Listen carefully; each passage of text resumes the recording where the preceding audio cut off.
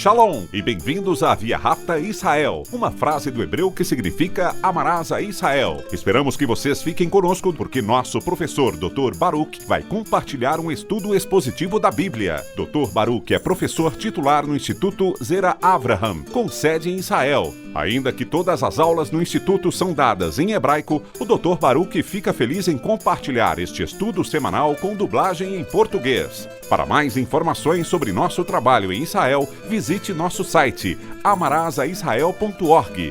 Fiquem agora com o Dr. Baruch e a aula de hoje.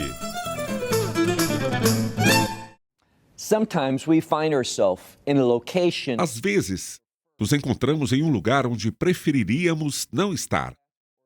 Então, o que fazemos? Fugimos dessa situação ou oramos e pedimos a Deus que provoque uma mudança? Às vezes, podemos pensar que aquele não é o lugar certo, mas isso acontece porque Deus quer redimir não apenas o tempo, mas também o lugar para si. Abra sua Bíblia e olhe comigo mais uma vez para o livro do Apocalipse, capítulo 2. Vamos continuar nosso estudo dessas 7 congregações. Cada uma dessas igrejas, como já dissemos diversas vezes, está em um tipo de exílio. E a razão para isso é que o exílio exige mudança. Uma mudança de caráter, uma renovação, uma transformação conforme a vontade e os propósitos de Deus. Essa é uma das lições que Deus está ensinando a essas congregações. Olhe comigo para o capítulo 2. Agora estamos prontos para a terceira epístola, a epístola a Pérgamo. Encontramos aqui no versículo 12, ao anjo, ou mensageiro, dessa congregação escreva. Estas são as palavras. E ele escreve à igreja de Pérgamo. Assim diz aquele que tem a espada de 2 gumes. Uma das coisas que quero que você veja é que essa espada de 2 gumes é uma arma, que traz o quê? Bem, a morte. E às vezes a morte é exatamente o que precisamos. Precisamos entender que há coisas em nossas vidas que precisam ser mortas, coisas que precisamos deixar ir, coisas que precisamos deixar que Deus retire de nós. Uma das lições que vamos aprender sobre esta congregação é que muitas coisas precisavam ser colocadas sob a autoridade de Deus. O versículo 12 diz: tenho uma arma, uma espada afiada de 2 gumes. Por quê? Porque descobriremos que essa igreja se encontra numa localização difícil. Ele diz: conheço as suas obras e sei onde você vive, que é onde Satanás tem seu trono. O lugar dele está ali, naquele local. O que podemos aprender com isso?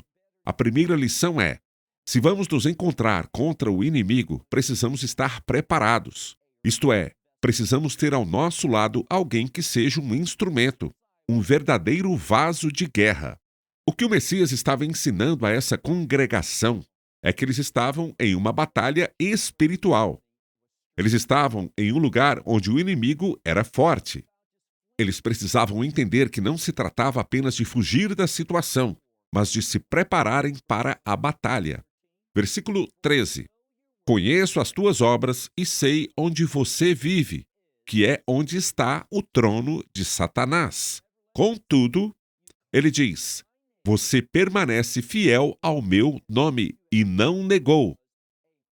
Ou seja, você não causou uma falsa impressão da minha verdade.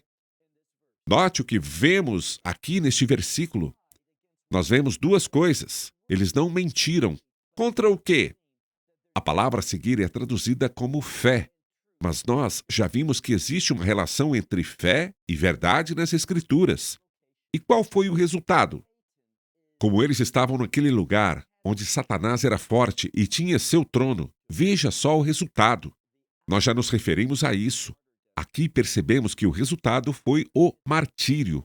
Olhe para o versículo 13, que diz: nos dias de Antipas, meu servo fiel. O que quero que você compreenda é que neste local, um indivíduo foi morto. Já falamos sobre isso antes, mas temos um nome. E o mais importante a dizer sobre essa pessoa é que não sabemos de que família ela veio, nem sabemos qual era a sua ocupação. Não sabemos nada sobre ele, exceto uma coisa: ela deu a vida pela verdade do Messias. Na verdade, é tudo o que precisamos saber sobre alguém. Se você me perguntasse o que eu gostaria de que as pessoas pensassem sobre mim, eu gostaria que elas pensassem que minha vida foi vivida para ele. Esse é o objetivo de todos nós, ou pelo menos deveria ser o objetivo de todos nós. Quando olhamos para esta passagem das Escrituras, vemos ser mencionada uma pessoa, cujo nome é Antipas.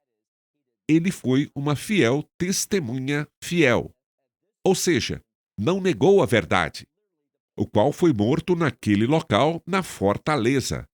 Literalmente, o lugar onde Satanás tinha seu trono. Como devemos entender sobre isso? Muito parecido com a segunda congregação que estudamos. Ou seja, esta cidade também era conhecida como um forte reduto da idolatria. Havia coisas nessa cidade que se relacionavam com a idolatria de forma muito evidente. Isso era algo importante para o povo.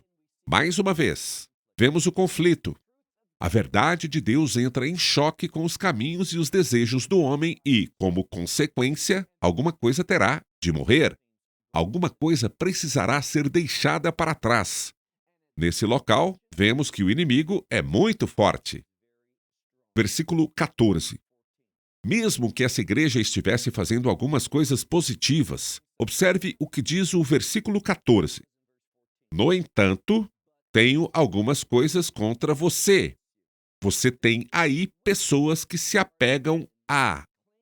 E a frase é a lei, a doutrina de Bilam, ou, como dizemos em português, Balaão. Sobre quem eles estão falando? Balaão era um indivíduo, primeiramente, ele era um profeta de Deus, alguém a quem Deus comunicava a verdade.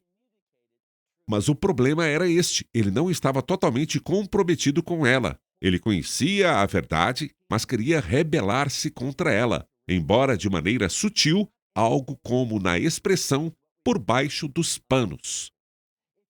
Se você voltar e olhar o relato de Balaão nas Escrituras, lembrará que o rei queria contratá-lo para amaldiçoar Israel. E o que Balaão disse? Não posso fazer isso, pois Deus não permitirá. Isso é contra a sua vontade. Então, deixe-me te fazer uma pergunta. Se esse fosse o caso, qual é o problema quando o texto diz: tenho algumas coisas contra você? Você tem aí homens que se apegam à doutrina de Balaão. Isso é exatamente o que Balaão fez. Se olharmos em duas passagens, vou te dar algumas passagens para você observar. Se você olhar em Judas, que tem só um capítulo, versículo 11, e 2 Pedro, capítulo 2, versículo 15, ambas descrevem o mesmo ponto, que Balaão se desviou do caminho de Deus porque cobiçou o lucro. Do quê? O lucro da mentira. O que isso significa? O que Balaão fez foi o seguinte: ele não amaldiçoou abertamente os filhos de Israel, mas por baixo dos panos, o que ele fez? Ele ensinou Balaque a lançar tropeços diante do povo de Israel, levando-os à idolatria, ensinando-os a fazer coisas pecaminosas de forma a despertar neles. O quê? Os desejos da carne. Ele conhecia como profeta, tinha discernimento e entendia a franqueza de Israel. E o que ele fez? Ele explorou essa fraqueza. Essa é exatamente a essência da doutrina de Balaão. Em vez de fortalecer os fracos, o que ele fazia? Ele os explorava. Para quem? Para si, para seu próprio benefício. O que entendemos é que Deus odeia essa prática. Olhe em todo o versículo 14. Tenho algumas coisas contra você. Você tem aí homens. Em outras palavras, eles toleraram esses homens que se apegam à doutrina de Balaão, que ensinou Balaque, que é o rei, a lançar tropeços diante dos filhos de Israel, para que comessem dos sacrifícios da idolatria. E o que mais? E fornicassem. E qual foi a consequência disso? Israel caiu em pecado e veio a disciplina de Deus, ou seja, o seu julgamento. O problema é que Balaão era um homem que tentava alcançar seus objetivos, e ao agir assim, não se apresentava como ímpio. O problema é que ele criou uma falsa impressão. E quanto a nós? Será que somos transparentes em nossas ações? Nos incomodaria se Deus conhecesse as verdadeiras motivações de nosso coração? A propósito, Deus conhece todas as coisas, ele prova o Espírito. Ou será que somos como Davi, que disse corajosamente a Deus: sonda-me, prova-me, veja se há alguma motivação ou pensamento indevido em meu coração? Davi se abriu ao escrutínio de Deus, enquanto Balaão tentava o quê? Achava que poderia se safar com sua falsidade. Vá agora para o versículo 15. Ele diz: de igual modo, você tem também homens que se apegam à doutrina. De quem? Não apenas a doutrina de Balaão, mas de outra sobre a qual já falamos. Ou seja, a doutrina dos nicolaítas, que eram indivíduos que queriam dominar, conquistar e subjugar os outros. O que esses dois grupos tinham em comum? Eram centrados em si mesmos, fazendo o que achavam melhor para si próprios. Em vez de quê? Em vez de submeterem e trazerem cada pensamento cativo à vontade de Deus. Eles não pensavam como posso ser uma bênção, uma fonte de encorajamento. Como posso ajudar essas pessoas a se tornarem aquilo que Deus quer que sejam? O que eles faziam, ao invés disso?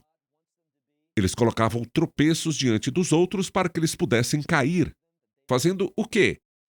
Vendo-os como instrumentos para trazer honra e glória a si mesmos, em vez de honra e glória a Deus. Assim, nesta congregação, havia algumas coisas positivas, mas eles não levavam a sério todas as pessoas que ali estavam, ou seja, todos que faziam parte daquela igreja. Eles não praticavam a disciplina, não pensavam naqueles que, o quê? Naqueles que estavam influenciando ou impactando outros membros da congregação. Eles não pensavam neles. Deus fala sobre essas pessoas e diz: aqueles que eu odeio. Versículo 16. Ainda há esperança para essas pessoas. Qual é a esperança? Já falamos sobre isso. Arrependimento, que eles possam se arrepender. Deixe-me te contar uma coisa. Quando você se coloca diante de Deus e diz: Senhor, eu de fato quero me ver como tu me vês. Uma das coisas que Deus vai tornar verdadeira em sua vida é a necessidade de arrependimento, a necessidade de mudança e de se colocar sob a autoridade da sua palavra. Avancemos para o versículo 16. Ele diz: arrependam-se. Se não fizer isso, ele diz: eu virei em breve até você e lutarei contra eles. Imagine isso. Ele está falando com quem? Com uma congregação de crentes. Mas esses indivíduos entendem o seguinte: quando sua vida está em conflito com a verdade das Escrituras, você está se preparando para o julgamento. Não é por acaso que aqui, quando o Messias se revela, e lembre-se do padrão dessas cartas, uma das primeiras coisas que vemos em cada uma delas é Deus se manifestando. Ou seja, o Messias Yeshua se manifesta de uma forma diferente. Como ele fez isso nessa igreja? Então vamos retornar alguns versículos de novo. Por favor, volte ao versículo 12, onde ele diz: este é o que tem na sua mão a espada afiada de 2 gumes. O que dissemos sobre isso? Que é uma arma, porque ele revela esse aspecto de si mesmo. Veja agora o versículo 16, onde ele fala para aqueles que não se arrependerem: eu virei e lutarei. Literalmente, está escrito que eu batalharei contra eles com a espada da minha boca. Se avançarmos até Apocalipse 19, veremos que quando o Messias voltar, uma coisa que diz sobre ele é que ele trará julgamento, ele trará ira, e fará isso com a espada da sua boca. Mas espere um momento. Ele está falando agora com crentes. Mas não foi isso que dissemos. Ele está falando com uma congregação. O que ele está tentando fazer aqui é fortalecer essa congregação. Às vezes, isso envolve uma purificação. O Messias também é descrito como o quê? Ele é descrito como o forno que refina. E o que a refinaria faz? Ela remove as impurezas. Observe o contexto. Antes de nos preocuparmos e pensarmos que esta passagem está dizendo algo que não diz, olhe o que ele diz no versículo 16. Qual é a primeira coisa a que ele responde? Arrependam-se. Como já discutimos, quando crentes verdadeiros entram em conflito com a palavra de Deus e são condenados por isso, eles são rápidos em se arrepender. Eles querem que sua vida esteja de acordo com a verdade de Deus. O que ele diz aqui é: se eles não se arrependerem, ele diz, eu virei agora. Se não há arrependimento, não são crentes, falsas testemunhas, falsos testemunhos, falsos irmãos. Ele diz, eu virei em breve e batalharei contra vocês com a espada da minha boca. Versículo 17. Aquele que tem ouvidos, ouça o que o Espírito diz às igrejas. Observe esta declaração importante. Ele diz no versículo 17, ao vencedor. Não se esqueça disso. Há uma conexão aqui entre vencer e algo sobre o qual acabamos de falar, o arrependimento. Se eu quero ser alguém que alcança a vitória, que vence, eu preciso do quê? Eu preciso mudar. Existe uma relação intrínseca entre arrependimento e vitória. Há mudanças em nossa vida que somente quando as fazemos, que iremos experimentar a vitória que Deus deseja que tenhamos. Então ele diz neste versículo 17, ao vencedor darei do maná escondido. O que é esse maná escondido? Existem duas interpretações principais dessa frase. Sabemos, por exemplo, que a Escritura nos ensina, como por exemplo, no livro de Hebreus, que uma das coisas que Deus fez foi colocar um vaso de maná na Arca da Aliança. Qual era a intenção? Demonstrar a relação. Só quando somos nutridos por Deus com esse maná, esse alimento sobrenatural, somos capazes de, dentro da Arca da Aliança, o que mais havia? Os mandamentos de Deus. Nós vemos uma relação entre Deus nos nutrindo com sua palavra e nossa capacidade de quê? Nossa habilidade de observar, andar e obedecer aos mandamentos. É essa conexão, nutrição e obediência. Mas há um outro ponto importante que quero destacar. Antes de tudo, o maná estava relacionado aos filhos de Israel no deserto. Deus os chamou para fora do Egito. E eles jamais teriam conseguido fazer aquela jornada sem o maná que ele forneceu. Acredito que o que ele estava dizendo a esta igreja é que eles jamais seriam capazes de se tornar o povo que Deus deseja que sejam, de superar o lugar onde habitam, ou seja, o assento da autoridade de Satanás, seu lugar, sua fortaleza. Eles nunca seriam capazes de conquistar aquilo e dar testemunho se confiassem apenas em suas próprias forças, em sua própria habilidade de fazerem aquilo. Por isso ele diz, ao vencedor darei do maná escondido, também lhe darei uma pedra branca. Quanto a essa pedra branca, em certas comunidades, quando alguém era julgado, havia testemunho. No fim, o júri votava, e podiam dar uma pedra preta ou branca. A pedra branca representava vindicação. A ideia aqui, neste contexto, é a justificação. Uma pedra branca é sinônimo de justificação. O que ele está dizendo a eles é: essa é a única forma de vocês vencerem onde estão. A única forma de alcançar vitória em meio às circunstâncias é entender a minha justificação. Ou seja, eu justifiquei vocês. O que isso significa? Significa que podemos ter intimidade com Deus. É isso que a justificação revela. Com que objetivo? Nos transformar em nova criação. Em outras palavras, a ênfase dessa segunda parte dessa passagem para a congregação é: arrependam-se. E arrependimento significa mudança. Mas como essa mudança acontece? Eu vou trabalhar muito para que a mudança aconteça. Não é isso que ele está dizendo. Ele está dizendo que essa mudança é o resultado da justificação, que agora você tem intimidade com Deus e que por meio desta intimidade com Deus, você se torna uma nova criação. A justificação leva à novidade. Por isso ele diz: também lhe darei uma pedra branca, e sobre ela ele fará algo. Observe o contexto. Ele irá gravar um novo nome. De alguma maneira, deixamos de lado uma verdade bíblica no livro do Apocalipse durante algumas lições. Já mencionei a você que o que João faz é pegar a verdade do Antigo Testamento, geralmente uma profecia, e trazer alguns versículos bem conhecidos para este livro do Apocalipse. E ele lhes dá um novo contexto, tecendo-os junto com outras passagens, para que tenhamos uma revelação mais completa dos propósitos e planos de Deus. E quando olhamos novamente para este último versículo desta terceira epístola, reparem no que ele diz: sobre essa pedra estará gravado, não apenas escrito, mas gravado, um novo nome. Agora, quando ouço isso, penso na profecia de Zacarias. Por quê? Porque em Zacarias encontramos uma pedra gravada.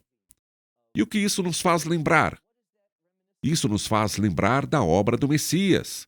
O que encontramos aqui é que a obra do Messias não é temporária, não tem efeito amanhã e depois de alguns dias desaparece. Não, ele vai gravar, e isso mostra permanência. Ele vai gravar nesta pedra. O quê? Um novo nome, isto é, um novo caráter. Nós vamos nos tornar uma nova criação. Toda essa passagem fala sobre mudanças. E a pergunta que precisamos nos fazer é: será que nós realmente queremos a mudança de Deus? Estamos realmente comprometidos com a batalha em que Deus nos colocou?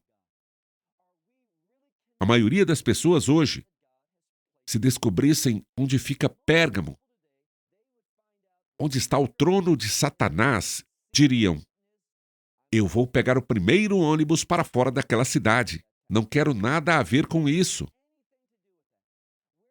Onde está a vida fácil? Onde está o spa espiritual? É lá que eu quero estar. Onde a vida é fácil, as coisas são boas e não há oposição. Sabe onde você encontra isso? Na morte. Está em um lugar onde não há oportunidade de testemunhar. Em um lugar onde o poder de Deus não vai ser manifestado em sua vida. E sabem o que vai acontecer? Pois não há obstáculos, não há conflitos, não há oposição. Sabe o que vai acontecer? Você poderá confiar em si mesmo. Poderá fazer o que é certo aos seus próprios olhos. Poderá simplesmente passar pela vida sem ter que experimentar a batalha espiritual. Esse é o problema que a maioria das pessoas tem. Se essa for a atitude, sabe de uma coisa? Você não vai estar preparado para os últimos dias. Eu penso que, de muitas maneiras, essa igreja em Pérgamo, essa mensagem é tão apropriada para o que precisamos saber sobre nós mesmos e sobre como Deus age, para que possamos estar prontos para esta batalha espiritual, porque o tempo está próximo. Olhe novamente o versículo 17. Ao vencedor darei de comer do maná escondido, também lhe darei uma pedra branca, e sobre essa pedra estará gravado um novo nome. Ele diz que ninguém é capaz de saber. Agora, sobre o que está falando aqui, o verbo saber vem de uma palavra que tem a ver com experiências. Deus vai nos dar uma nova identidade que ninguém mais pode saber, exceto quem? Diz, senão aquele que o receber. Toda a passagem de que estamos falando serve para nos dizer sobre a nossa nova condição, sobre quem nos tornamos no Messias. Tudo isso é um desdobramento do nosso relacionamento com Ele. E qual é o catalisador para esse novo relacionamento? Nossa dependência dEle. Então, deixe-me fazer algumas perguntas antes de concluirmos. Quando alguém olha para a sua vida, para as decisões que você toma, para a forma como você vive, essa pessoa vê alguém que depende de Deus? Veja, os filhos de Israel ficaram naquele deserto por 40 anos e deram testemunho. Pense por um momento. Como alguém poderia viver naquele lugar, um grupo tão grande quanto deles, sem a provisão sobrenatural de Deus? A expressão A congregação do deserto é repetida diversas vezes, e essa é a palavra para testemunho. Deus trouxe os filhos de Israel para o deserto, e por causa da falta de fé. O que isso significa? Falta de submissão à verdade. Deus os manteve lá 40 anos. Por quê? O número 40 é sinônimo de mudança. Pense por um momento em quantos lugares o número 40 aparece nas Escrituras. Por exemplo, o Messias foi tentado e provado por 40 dias. E depois, o que aconteceu? Transição. O seu ministério começou. O que eu quero que vocês vejam é: muitas vezes nos encontramos em circunstâncias difíceis, duras, desafiadoras. Há aflições, há perseguições. Por quê? Para que tenhamos uma oportunidade de demonstrar aos outros a nossa confiança e o nosso compromisso com Deus, que Ele é maior, que aquele que está em nós é maior do que aquele que está no mundo. E não precisamos estar em pânico, não precisamos ter medo, não precisamos dar prioridade a todas essas outras coisas acontecendo ao nosso redor. Nós só precisamos, como esta carta conclui, só precisamos nos lembrar da nova condição, do fato de que somos uma nova criação no Messias e de que Ele prometeu. O quê? Assim como alimentou Israel por 40 anos no deserto, Ele vai nos alimentar, vai nos sustentar, vai suprir cada uma de nossas necessidades para que possamos dar testemunho de que pertencemos a Ele. E essa atitude é realmente uma grande arma contra o inimigo. Satanás nunca poderá derrotar alguém que confia no Senhor. Bom, meu tempo acabou. Até a próxima semana, quando continuaremos em nosso estudo deste livro do Apocalipse. Esperamos que você tenha desfrutado da aula de hoje e que possa compartilhá-la com outros. Te convidamos a participar e nos acompanhar a cada semana, a esta hora e por este canal, em mais um episódio de Amarás a Israel. Para mais informações em português, visite amarasaisrael.org, onde encontrará muitos outros estudos realizados pelo Dr. Baruch. Até a próxima semana. Que Deus, nosso Messias e Yeshua, nosso Senhor Jesus Cristo, te abençoe durante a sua caminhada com Ele. Shalom, desde Israel.